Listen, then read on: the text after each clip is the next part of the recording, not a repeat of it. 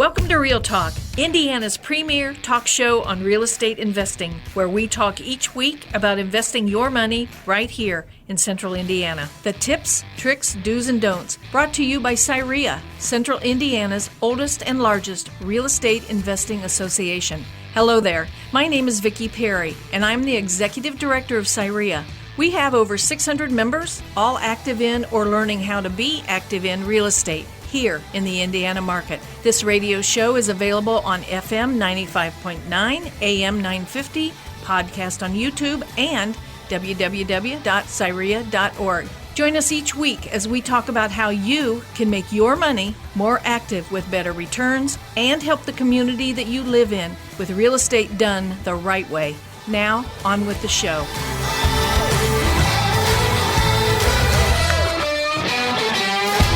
Hello, and welcome back to Real Talk, Real Estate Investing the Right Way. My name is Brett Snodgrass. No, I am not Ron Watson, and you're going to hear about why. But I'm filling in for Ron Watson this week, and we're going to put him on the hot seat and find out how he got started in real estate investing. But first, let me introduce our co-host, Sterling Davis, who is the owner of Ethosity Property Management and Vice President of the Board of Directors for CIREIA. Welcome, Sterling. Thanks for having me. Let's make this happen. Yeah. I'm ready for this. Awesome. Me too. Also, in case you've missed previous episodes, you can listen to them on the CIREIA channel on YouTube or tune in to our website at cireia.org. That is CIREIA.org on the calendar of events. So in the interviewee seat this week is normally our host, Ron Watson, who is the president of CIREIA, landlord and true entrepreneur. And we just found out he's also a beekeeper. Wow. And he has a finance degree. That is a fact. Yeah. Awesome. So welcome, Ron. How you doing, man? I'm doing well, gentlemen. Thank you very much. Awesome. Well, we are so stoked to have you on the show today, and we want to start off by really diving into your life, personal life, professional life, and just kind of hear your story on how you got started. Frightening to me. Yes. How did you get started in real estate investing? And take us in, man. All right. So, well, I was working in the not real estate software business for many, many years, and I was selling software, and I actually. It was funny because it was directly related to CIREIA. At the time, it was called Indianapolis Landlords Association, but I was on a trip up to Chicago, and we were driving, and the guy I was working with was a guy named Scott Myers, who happened to be, at the time, president of Indianapolis Landlords Association. And we had a long drive up and back, and we were talking about various things, and the subject of real estate investing came up along the way, and he talked about it, asked me, well, do you have interest? And I said, yeah, I've actually wanted to do that for a while. And I'd been thinking about getting involved in real estate investing. And he kept asking me, well, so when are you going to do that? And I was like, well, I think, when I get established more in the company or whatever. And well, when will that be? Well, I don't know. When I have enough money in the bank. Well, when will that be? And he was making a really good point. I didn't really get it at the time, but eventually he kind of got me to say, well, what are you waiting on? What's your hold up here? As at that time, this is, I'm somewhere between 25 and 95, but this is a while ago. This is at least 20 years ago. Young 95. I'm a young 95. Thank you so much. I when did you graduate high school? We don't really know at this time. We'll look that up and get back to you, in a later segment. But no, I think he told me that he had somewhere around 50 houses that he was owning and doing all these kind of very interesting things that I still don't really understand. But I was blown away because I knew that he hadn't been with the company I was working for very long, and he couldn't be making more money than I was. So how was he doing all this? But he really got me going into real estate investing, and I went to some Indianapolis Landlords Association meetings. Later became CIREIA, and I got interested, and it was very cool to see all the things that was happening and all the possible ways of getting involved in real estate. And I ended up. And very shortly after that, bought a rental property, and the rest is history. Here we are. And here we are today. Host of and this radio. Real Talk. I mean, it's crazy, right? Yeah. You're the expert now. Well, I wouldn't go quite that far. But yeah, so what was the first challenges that you kind of faced when you were diving into? Real estate investing seems so daunting, all those things you just talked about. What were some of the challenges that you faced when you first? Well, I think the thing for me was trying to educate myself on what the possibilities were, what I was going to do. Because if you think about, and I've learned more since then, but all the different avenues that you can take in real estate investing and things you can do, I didn't really know where to start. And so I think going to those meetings kind of gave me, opened up some ideas of possible avenues for me. And then it became clear to me that landlording, buying a house, trying to fix it up a little bit, rent it out, was probably the thing that made the most sense for me. I know there's lots of other ways of doing things, but that was kind of the thought that I had. And I kind of liked at the time working on houses more, and I liked learning about how to fix up this or paint that room or do a little bit of electrical work or whatever it might be to make the property look nice. And so it was kind of a education process for me, is how to do those things. And there was some pride and ownership in that process. And you find something you think it's got some potential, and then you go in there and you make it look better, and and then you actually get a tenant interested in it, and then they actually pay you to live there, and it was kind of cool. So it was just a process for me of learning. Now it was tough trying to find time to do it, and how to make it all happen with my full-time job and all that. But we did figure out a way to make it happen with one at a time. Really, we didn't try to do 10 deals at once or anything. We did one and got that one going, and then eventually did another one, and so on. Absolutely. Awesome. Well, and you basically were still doing your business at the time, Right. your software Yep. business, right? Yes. And did you have any desire to go into real estate full time? Well, I mean, at the time, I don't think I did. I think my approach or my thought process was to buy properties and then hold on to them, and then maybe at some point down the road sell them, or just kind of think about it in terms of a longer term investment process for me. That was kind of the way I looked at it. I know a lot of people do it differently, certainly, and it works for them. But for me, that was what I was thinking about. So I like to have the full-time job situation, and then I also like to have this other thing that I was kind of building for the future, Yeah. And I had younger kids at the time, and thought maybe that might be something that might benefit them at some point. So that was kind of the thinking for me, and I still kind of have that same approach. So I own some of those properties still, and it's been a few years, and I'm still not really full-time real estate investing like you guys are, but that's kind of worked out for me that way.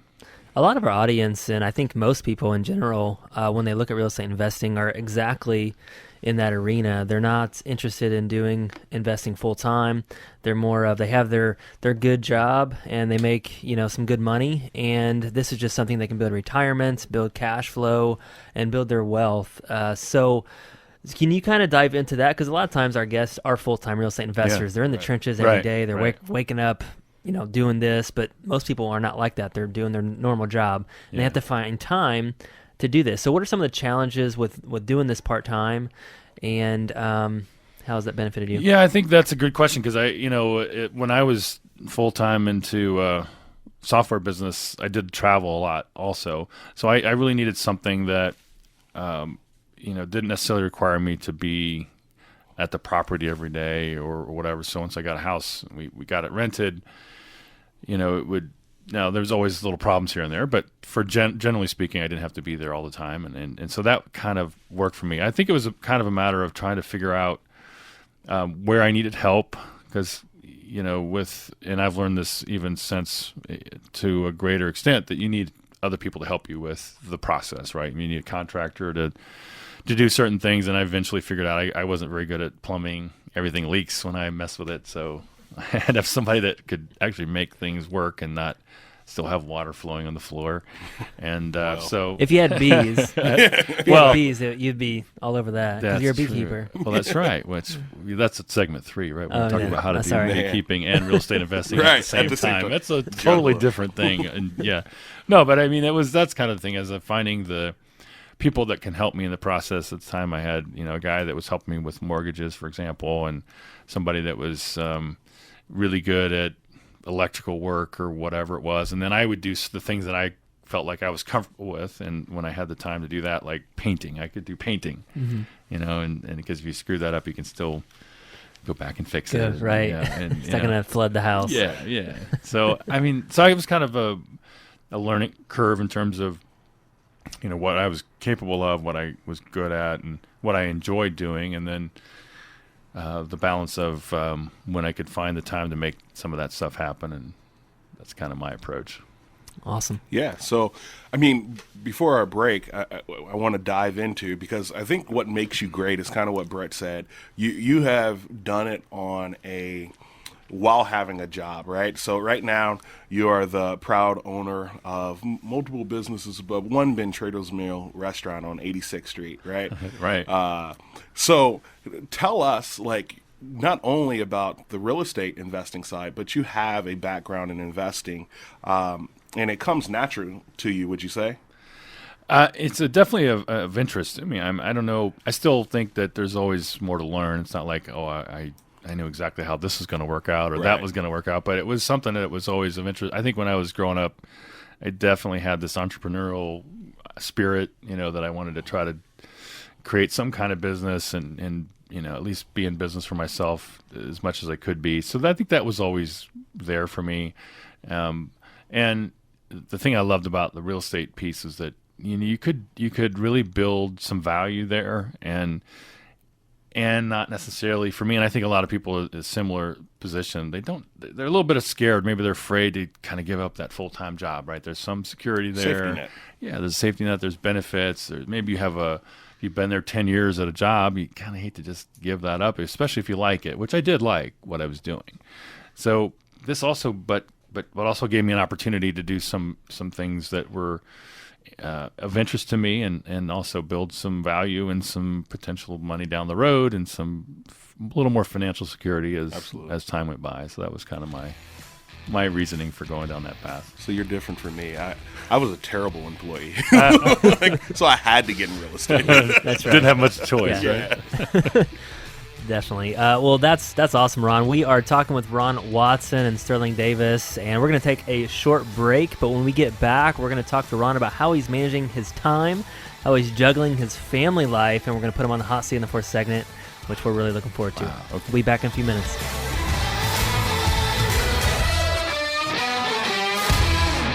Welcome back to Real Talk. I am Brett Snodgrass, owner of Simple Wholesaling and affiliate member of CIREIA. And today we're talking to Ron Watson, president of CIREIA and real estate entrepreneur. And we also have Sterling Davis, owner of Ethosity Property Management and vice president of the board of directors of CIREIA. Welcome back to the show, guys. And we're talking... Thank you. Definitely. We're talking to Ron about his real estate investing startup and in his career. And I want to dive into where you're at now, Ron. So I don't know how long ago, a few years possibly, you decided to buy a restaurant, and it's Trader's Mill Restaurant on 86th Street. And talk to us about that experience. Why did you choose that? And what is that looking like today? Well, that's a good question, Brett. I actually was in the restaurant business many years ago. Actually, out of college, I moved to Texas, and I was in the restaurant business for a few years down there. And so I had the interest in that business for a while, and then came back to Indiana, went in the software business for a long time, but it kind of always had been in the back of my mind to try to get back into that again at some point, and timing was good for me. So it was actually a year and a half ago that we bought this company, or this restaurant, Trader's Mill Grill, and so that was kind of the thing. I don't know. I always had an interest in it. I'd always had a desire. When I was in the business out of college, it was a different experience because I was the low man on the totem pole and didn't have a lot of decision-making authority. So you understand. Yeah. So, it was I enjoyed it, but at the same time, it was, it was basically doing all the grunt work all the time. And now I do all the grunt work all the time, but it's mine. So it's a little different. It's a different model now, but. So how is it, been so far? A year and a half in. Is it been everything you've dreamed of? Everything and more. And more. Could Okay, have ever great, imagined. great. Yeah. You got your yacht yet? Yeah. I have 3 yachts now. Nice. We're doing this show from the yacht. No, I mean, it's actually gone pretty well. There's some things I've learned, and I think it also relates to the real estate business too. But because let me talk about real estate and this together, how they're related to me, which is, I had this interest in real estate investing, right, and the dynamics of that. I actually had a real estate license when I was in college, and Nice. so I had some interest in real estate, had an interest in investing. I have a finance degree, so all those things kind of made sense to me. And then I also had the interest in the insurance software insurance. I've done everything, by the way. Restaurant business, but what I found was, so because I like the strategic component of it and the cooking part of it, and taking care of people. What I found though was it's the thing that I didn't prepare myself for, and what I've learned is that actually dealing with employees or people like in real estate, it's contractors. Those kinds of things don't always work out the way that you expect. So you end up spending a lot of time dealing with the relationships of people that are kind of trying to help you get your business to where you want it to be, as opposed to as much time as I'd rather spend on maybe creating a better menu, for example, or making the property look nicer, or offering more to the tenants. So I guess that's something that I learned, and I think relationships that you build along the way really make a difference there and help you in the business process. And it wasn't something that I really learned until I got into it. I got into the process, and I find I'm spending in this business now, the restaurant business, I'm spending a lot of time talking to people about working for me and trying to get the right people in there and all that, and not as much time as I'd like on the actual running of the business and the strategic focus that I'd like to do. So, and I'm doing better with that now that I've been in it a little bit. And same with real estate. I mean, initially with the real estate process, it was, hey, I just want to buy these houses and rent them out. But then there's the details in that process that you got to figure out too. All the legwork. Yeah, so it takes a little bit of time to kind of get that figured out. Yeah, I think the restaurant business is a lot like real estate, and some of you might be listening. You're like, why are we talking about running a restaurant when this is a real estate investing show? But I think it's very similar. I know when I was on the show and I was doing the interview, we were talking about flipping houses like hamburgers. Yeah, number one. There you go. Nice segue there. Yeah. So I know that the owner of McDonald's said that he wasn't in the hamburger business. He was in the real estate business because he owned the real estate that McDonald's produced, and he was in the real estate business. But I also talked to a restaurant owner one time, and he was talking about turning tables. So he said, to make money in the restaurant business, you need to turn tables faster. So you got to have good customer service and turn them in maybe 40 minutes rather than an hour and a half. Mm-hmm. And in my business, we have to turn properties. So a lot of similarities in the restaurant business and real estate. So wanted to dive into, you talked about people, and people issues or problems is always kind of like the number one topic when you're running any business. Yeah. And so let's really dive in back into managing your time. Do you have any advice on someone who is in the entrepreneur space? Because it seems like our time is our most important commodity, but it always gets sucked into the business. So what have you found out? Year and a half later, have you gotten any of your time back? Are you just sucked in? And he's not a young 95. Let's not forget that. That's true. Yeah. No, I think that's a good point. What I have learned, like when we first got into this, the restaurant, they had this process where they had 10 meetings on a Monday morning where people would come in and they would sit there and wait, and then you talk to them. And eventually it was clear to me that just didn't work. It didn't make a lot of sense. And because, there was never time to do anything else. And also, real estate related is the same kind of thing. It's all about people, in my opinion, the relationships you have with people and managing those relationships and trying to figure out how to to make it more efficient. And I think that's what happened for me, was this process of, well, I have to manage my time more efficiently so I can actually get some things done. So I tried to use tools that were available. Technology today is there. We talk about things like, having a VA do a lot of work for you if you can. I mean, the virtual assistants are available, and I've used them before in many different ways. Trying to use technology to maybe communicate with people differently, so that I don't necessarily have to have a face-to-face meeting all the time, and because that's more time consuming. And sometimes it makes sense. Sometimes you need to do that, but at the same time, if you can leverage the technology that you have out there, and there's lots of tools, and the technology keeps changing. I have an iPad here, and you have tablets, you have phones. There's all different kinds of ways of communicating, and if you need to get documentation to somebody for a real estate transaction, you can do that electronically. So much easier now, right, than you could do that 10, 15 years ago. And so to me, it's kind of trying to find ways of leveraging all of the tools that are available and really taking advantage of them, and trying to schedule things better so that it's not just, okay, today's Monday, let's see what happens today, see who shows up, see who walks in the door, I hope people come in. Yeah, right. Because people do walk in the door, and it's always amazing to me. In the restaurant business, we have people that are interested in selling things to me, but in the middle of lunchtime, it's like, Yeah. you realize I'm in the restaurant business, right? And there's people out here that are eating. I got to take care of them first. So, but they may have something that's of value to me too. So I got to try to figure out how to manage the time so that we're meeting with them if we need to at a more effective time during the day, or whatever it might be.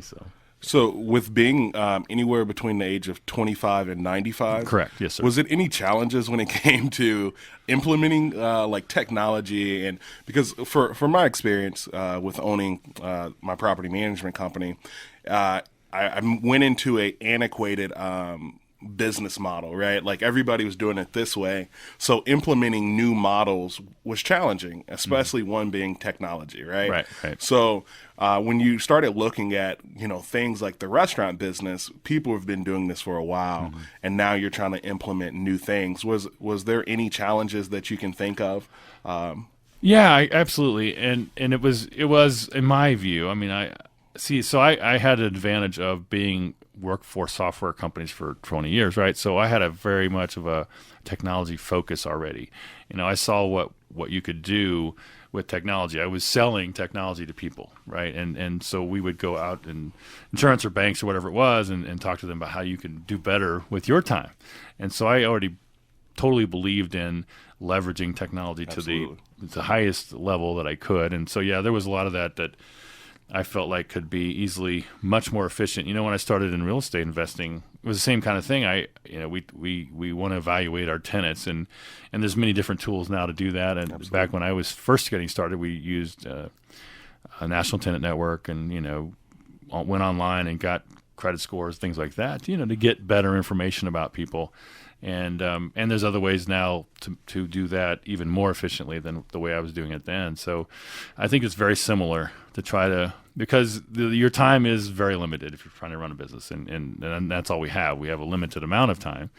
And if you really want to be the most productive and efficient and successful, I think you really have to take advantage of everything that's at your fingertips. And I'm a big believer in that. And sometimes you try things that doesn't work, and you have to kind of go back and forth and try a different approach. But I think if you're always trying to get to the next level, you really have to look at how to improve that process along the way. Yeah, especially with technology these days, there's always a better way to do things. So I know at our business, we're always looking at our systems, our processes, and just trying to figure out, is there an easier, better way to do this? Maybe it costs us a little bit more money, but we get our time back. And these are the different things that we look at. Well, we're going to take a short break. We're interviewing our host of the show, but we're interviewing him today, Ron Watson, and we're with Sterling Davis. And when we get back, we're going to ask Ron about what is the future of CIREIA. And then we're going to put him on the hot seat, too. We'll be back in a few minutes.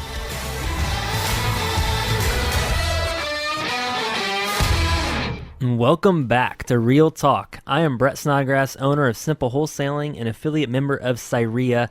And today we're talking to Ron Watson, president of CIREIA and real estate investor. And with us is Sterling Davis, owner of Ethosity Property Management and vice president of board of directors of CIREIA as well. Oh, man, I'm coming for Ron's job. That's why I'm here.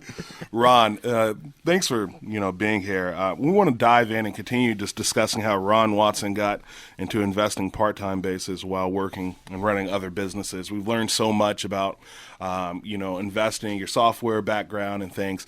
But talk more. Let's talk a little bit about CIREIA, where it's at, and what do you see for the future as Sterling becomes president. So I see a great future with Sterling as president. And, you guys are putting the gloves on. Right. Yeah, here we go. I think this was a hot seat segment. Yeah, but I feel like I'm doing a political speech now. Right. So let me back up.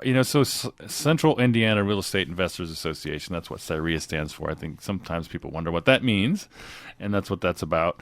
And I think it's interesting because this group has been around, and I don't know exactly, but it's at least 25 years. I mean, it's 30 years maybe. A voice from the corner told me. Yes. But so it's been around a long time. And so that tells me that there's a lot of interest in this area for people to get involved in real estate investing in some way. And it's just been an interesting group of people to be around, to watch, to learn from, because there's so many different avenues and specialties of real estate investing. I mean, I always thought of landlords, kind of it. That was kind of my mentality. But then I've just learned that there's, that's a great way to go about the business, but there's so many other options and ways of getting involved that I had no idea. So I think that's probably going to continue. I mean, and we certainly encourage that. I think we see the future of CIREIA as being something that's more bringing in more ideas and more perspectives from different places or different people that have tried different approaches. Like I mentioned Scott Myers, for example, earlier, that he was president. I know he was doing some things. I can't tell you exactly how he was investing before, but I know now he's doing self-storage, for example. So, people go in different directions and they have different creative ideas. And I think that's one of the things that's exciting about this group. So if you've thought about investing in real estate in some way, it's a good place to go and just say, hey, here's all the possibilities. And here's people that are actually doing that. It's not just somebody you saw on TV. These people are actually out there every day and somehow involved in it. And you can learn from those people. Yeah. Yeah, no, I just want to reiterate on that. I have been going to CIREIA for a very long time, and I've seen a lot of growth of CIREIA, and it's been an awesome experience. And it's funny when you go to these meetings too, some people have the stereotype of real estate investors on what they look like or how they act or whatever, but there's all different shapes, sizes, and there's just different investors out there, which I think is really cool. You don't have to fit this certain mold. Right. You can be 65, 70 years old and killing it. You can be 20 and investing in real estate. But you've been in CIREIA president for a while now, and you've seen a lot of growth. What would you talk about that a little bit? How have you guys grown? What have you seen? Why have you grown? And what's that looking like? Well, I think there's a number of reasons. I think when I came onto the board a number of years ago, I felt like the organization had kind of stagnated a little bit, and those of us that were around at the time really wanted to see it back and thriving. I think when I first got involved, like I said, many, many years ago, I went to a few meetings and there was a lot of people there, and there was a lot of things happening, and it was a very exciting energy in the room. And then I think it kind of, as things do sometimes, they kind of ebb and flow. And I think it was kind of at a downturn in the organization. There's probably many reasons for that, but we really wanted to get that excitement back. And so I think, to try to focus on what the mission was for CIREIA was really the main thing that we started to try to reemphasize and bring in really interesting people, make a meeting that was interesting, informative, and where you could meet people that are that you can learn from and that you can connect with. And I think that's kind of the core of what we do. So we got really back to the basics of doing that.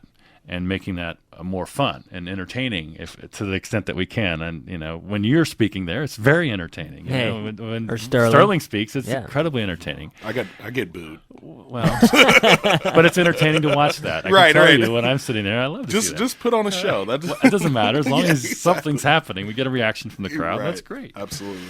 And so that's kind of the approach. Now, obviously, a lot of things happen along the way. We brought in Vicki Perry, who's our executive director, and she's been really, really good at. She's really plugged into the market.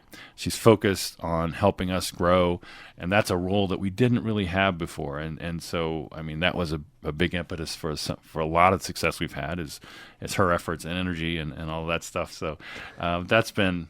She's been really good. Yeah, I think it's been just a blessing to have her in the organization. Absolutely.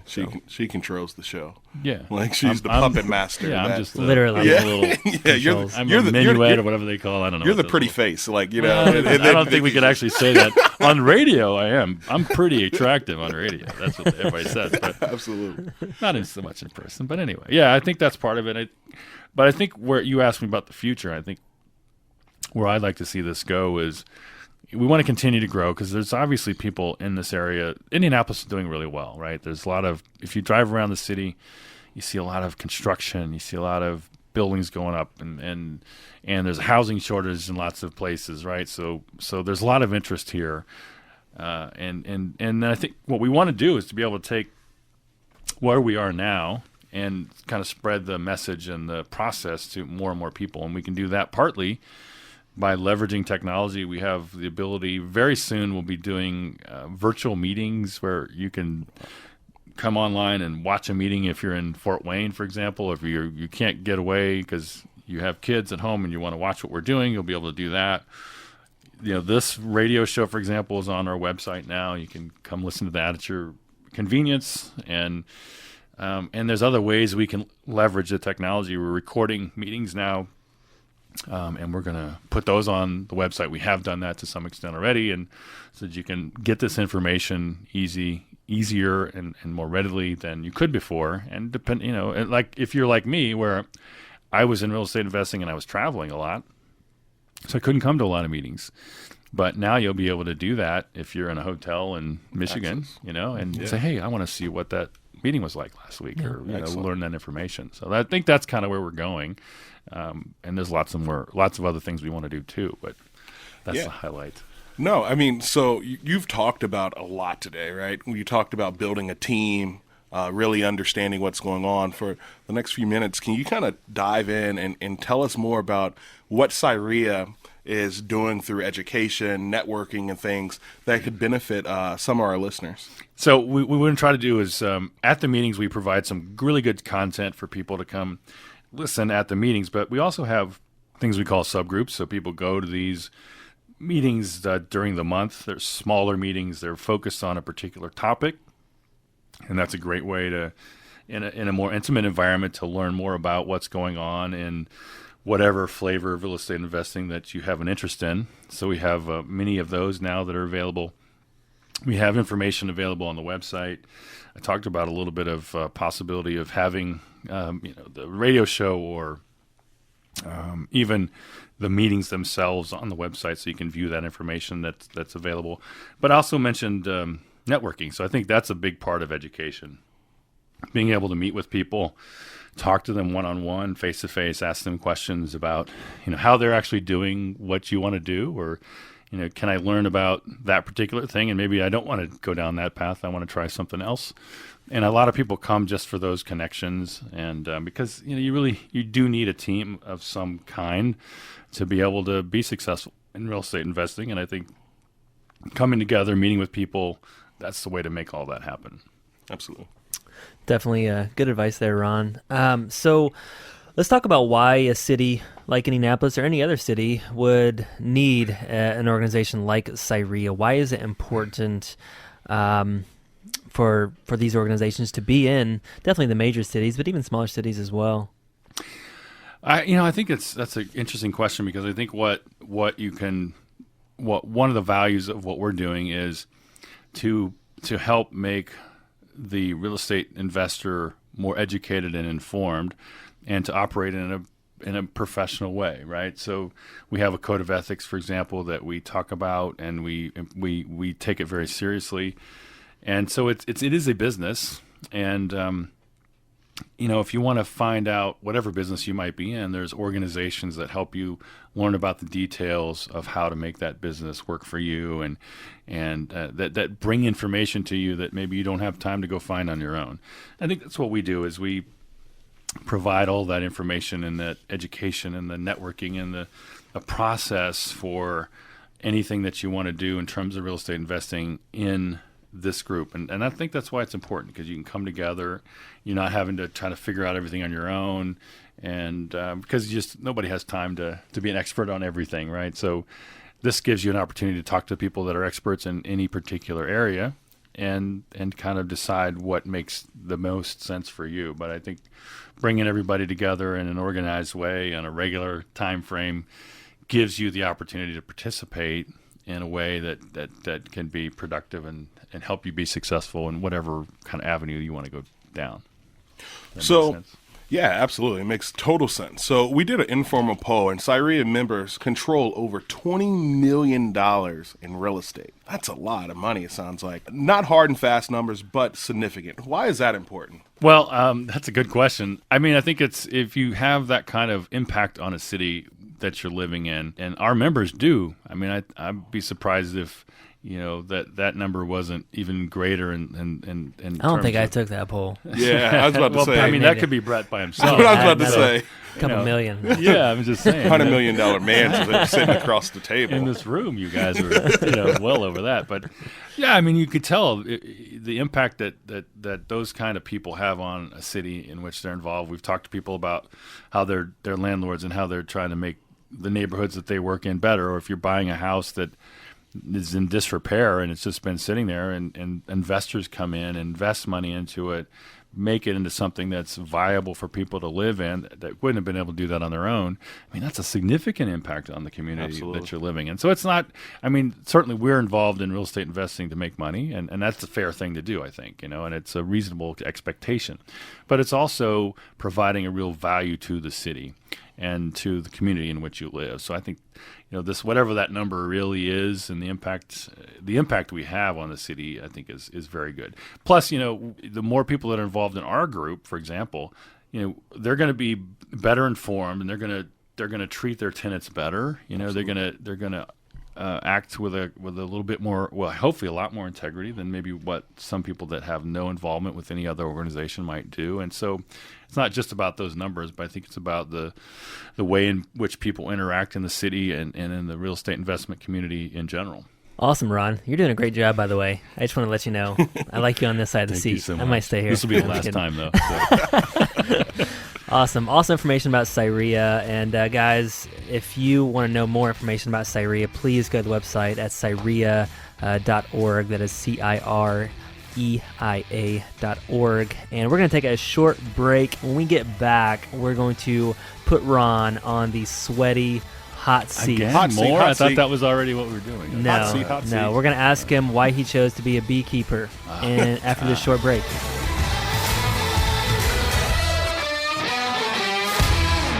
Welcome back to Real Talk. I'm Brett Snodgrass, owner of Simple Wholesaling and affiliate member of CIREIA, and today we're talking to Ron Watson, president of CIREIA and real estate investor, and the co-host here today is Sterling Davis, owner of Ethosity Property Management and vice president of the board of directors for CIREIA. And Ron, I know you've been waiting for this moment. Yes, I the have. entire show. I'm quite excited about it. Yes, You've been planning for weeks now. Yes, indeed. You are literally on the hot seat. Dun, dun, dun. Dun, dun. So I'm going to ask the first hot seat question. So we've been joking around about you being a beekeeper, and the last episode, why we talked about that in the first place was someone at one of their rental properties had a bee hive, and they had to hire a beekeeper, and then we literally found out that Ron is a beekeeper. So Ron, Imagine that. why did you decide to become a beekeeper? I have no idea what you're talking about. So really, I don't know. I had no real interest in that. But at some point, a buddy of mine was a beekeeper, and I was over at his house one day, and he said, "Hey, can you come help me out a little bit with these bees?" I'm like, I don't know about that. I don't think that sounds like a good idea. But I went over there, and then he started explaining this process to me, and it was just really fascinating. So I had no real plans, thoughts, or forethought about it whatsoever. But once he showed it to me and started teaching me a little bit about these creatures, it was just really fascinating, and that's why I got interested in it. And then, at the end of the day, sometimes if things go well, you end up with some really delicious honey. Nice. And it's just pretty cool. They're really fascinating creatures, which I think we have a whole segment about this coming up in a couple of weeks, right? Just beekeeping. Yeah. But We're going to change the show. It's just calling in about beekeeping. Real bees. I have to improve my friends. I mean, my friends are not that cool. So tell us, how does your wife feel about all these hats that you're the president of CIREIA, you own this business, that business. How does your wife feel about all these? And let's go deep into this one. Like, We're going to spend some time on this because she is not at all impressed with anything that I'm doing. So no, it has no. I thought it might elevate, her or me in her eyes, but no, it has no bearing whatsoever. She's she's involved with me. Actually, I will say this though, because it kind of relates to how we gotten started in the first place. Her father was a real estate investor. He worked for IBM for like 30 years. Along the way, he started buying rental properties of his own. And so she grew up managing and helping him manage those properties. He had apartment buildings in the D.C. area, and so she got in there and was very heavily involved in that as she was growing up. So that definitely helped with when we decided to start doing that here. We didn't do apartment buildings, but so she was already inclined and had a lot of knowledge about it, and was all for getting involved in buying some properties and trying to fix them up. And so that made a difference for us. And so she's had an interest in real estate investing for a long time, unrelated to me. Yeah. So, And does she also help you in the restaurant? Yes. So we both are working there on a daily basis. Yeah. And that's What's she do? Just What's great. her role? I'm always interested in. I know role? what the wife's role is. Yeah. So, we both. I wash more dishes than anybody else, but she's involved with a lot of the scheduling for. Well, she does all the scheduling. She does payroll, and she helps to manage the front of the house staff. Nice. That's kind of what she does. That's her primary role. She does lots of things along the way as well. But And you do the back end. Do you literally wash dishes? I You just do. kidding? Really? Well, I wash more dishes than anybody else. That was something I didn't. That might be something you might want to delegate out. delegate to somebody else. to I run on I don't working know if on your a business. VA can do that. I like to have a VA. I'll ship these dishes. Yeah, every Right. night. Have them clean, get them back to me the next day. Well, let's talk about that then. Entrepreneurship. You have owned this restaurant for a year and a half. You've done some real estate investing, and then what do you recommend about business planning? Do you meet once a year? Is this something that you're always working on? Did you even have a plan when you got into this business, or what does that look like? With the restaurant business, we did have a plan. I mean, I guess the interest for me, I was in, like I said, software for a long time, and I was sales and marketing. So I had this concept of what I thought sales and marketing ought to be about, and I had these principles. I'd go into a small software company. They'd hire me to be like a director of sales, for example, and I'd say, okay, here's all the things we need to do to be successful. And I wanted to be able to take what I believe was the correct approach and then apply it to something that I was doing for myself. And so that's what we've tried to do, is take those principles and apply them to our business. And I think it's not always successful. Not everything I've wanted to do has worked out perfectly, but yes, I do think you have to have a plan. I do think you have to have a strategy, kind of know where you're wanting to go, because then you can start from there and then figure out all the little steps you need to take along the way to make that happen. Yeah. And if you're listening out there, I want to talk about something real quick. I learned this past week about doing tasks that are important versus urgent.